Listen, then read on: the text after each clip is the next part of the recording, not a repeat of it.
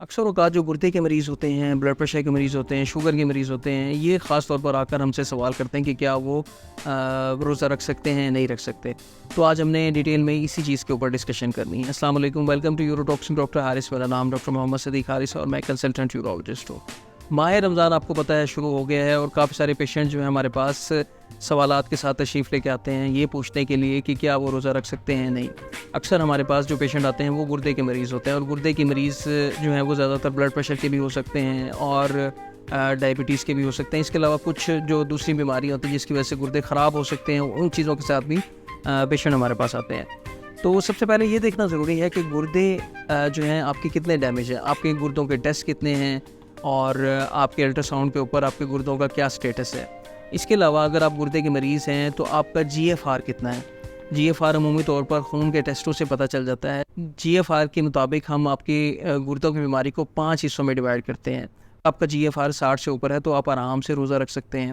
اس کے علاوہ اگر آپ کا جی ایف آر 30 سے 60 کے درمیان فال کر رہا ہے تو ایسی صورت کے اندر آپ کو جو ہے بڑی احتیاط کے ساتھ روزہ رکھنا پڑتا ہے، اپنے پانی کا جو ہے کنٹرول رکھنا پڑتا ہے۔ اس کے علاوہ اگر آپ شوگر کے مریض ہیں تو اس شوگر کو بھی آپ نے اچھے طریقے سے کنٹرول رکھ کر روزہ رکھنا پڑتا ہے۔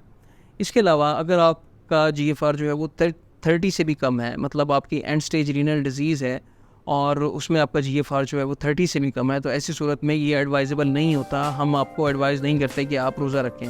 ایسے مریض کبھی بھی جو ہے وہ ان کے اندر روزے کی وجہ سے کمپلیکیشن ہو سکتی ہیں۔ فاسٹنگ کی وجہ سے ظاہر ہے کیٹابولک اسٹیٹ ہوتی ہے اور روزے کی وجہ سے پیشنٹ کو کوئی بھی پرابلم دیکھنے میں آ سکتی ہے۔ تو اگر آپ کا جی ایف آر 30 سے کم ہے تو آپ کو روزہ رکھنا نہیں چاہیے۔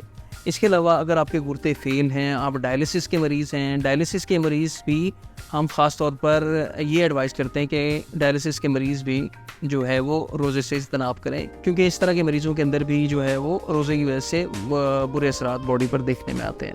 اس کے علاوہ اگر آپ کا گردہ ٹرانسپلانٹیڈ ہے، آپ کے گردے کی پیوند کاری ہوئی ہے، اگر آپ کا گردہ صحیح کام کر رہا ہے، آپ سمجھتے ہیں کہ آپ جو ہے وہ روزہ اچھے طریقے سے رکھ سکتے ہیں، آپ کی ہر چیز کنٹرول ہے، آپ کی بلڈ پریشر کنٹرول ہے، آپ کو شوگر کنٹرول ہے، اس کے علاوہ آپ کے ڈاکٹر نے آپ کو اچھے طریقے سے یہ دیکھ کے ایڈوائز کر دیا ہے کہ آپ روزہ رکھ سکتے ہیں، تو آپ بے شک روزہ رکھ سکتے ہیں۔ لیکن اگر آپ کی جو دوائیاں ہیں وہ اس کی خوراک آپ کو مس نہیں کرنی ہے۔ اگر آپ صبح شام لے رہے ہیں تو آپ ایزیلی ایڈجسٹ کر سکتے ہیں انہیں۔ جو بھی امینو سپریسنٹ آپ میڈیسن لیتے ہیں جو عمومی طور پر گردے کے ٹرانسپلانٹیڈ پیشنٹ جو ہوتے ہیں وہ استعمال کرتے ہیں، تو اگر ان میں کوئی ناغہ نہ ہو تو آپ آرام سے اپنا روزہ رکھ سکتے ہیں۔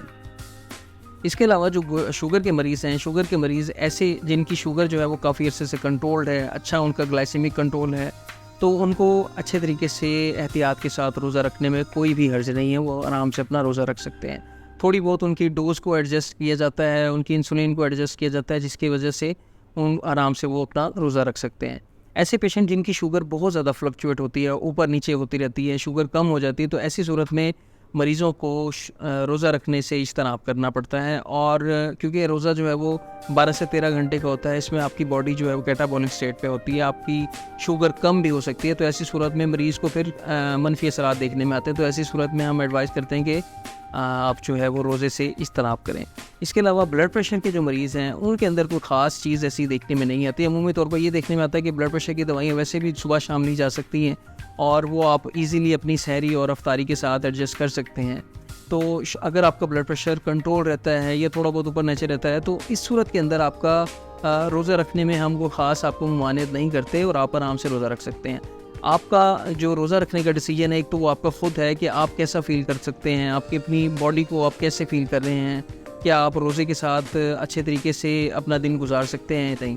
دوسرے نمبر پر آپ کا معالج یا آپ کا ڈاکٹر آپ کو اچھے طریقے سے گائیڈ کر سکتا ہے، دیکھنے کے بعد، آپ کے ٹیسٹ دیکھنے کے بعد، آپ کی اچھے طریقے سے ایگزامینیشن کرنے کے بعد یہ دیکھ سکتا ہے اور وہی آپ کو زیادہ اچھے طریقے سے گائیڈ کر سکتا ہے کہ کیا آپ روزہ رکھنے کے قابل ہیں یا نہیں۔ جنرلی اسپیکنگ اگر آپ کے گردے بہت زیادہ خراب ہیں، آپ ڈائلسس کے مریض ہیں، آپ کی شوگر بہت نیچے جاتی ہے، اکثر اوقات شوگر کنٹرول نہیں رہتی، تو ایسی صورت میں روزہ رکھنے سے اجتناب کرنا چاہیے۔ اس کے علاوہ اگر آپ گردے کی پتھری کے مریض ہیں جو بہت زیادہ پتھریاں جن کو بار بار نکلتی رہتی ہیں، بہت زیادہ گردوں میں درد رہتا ہے، تو ایسی صورت میں بھی آپ کو روزہ رکھنے سے ایٹ لیسٹ ڈیلی روزہ رکھنے سے، لگاتار روزہ رکھنے سے اجتناب کرنا چاہیے۔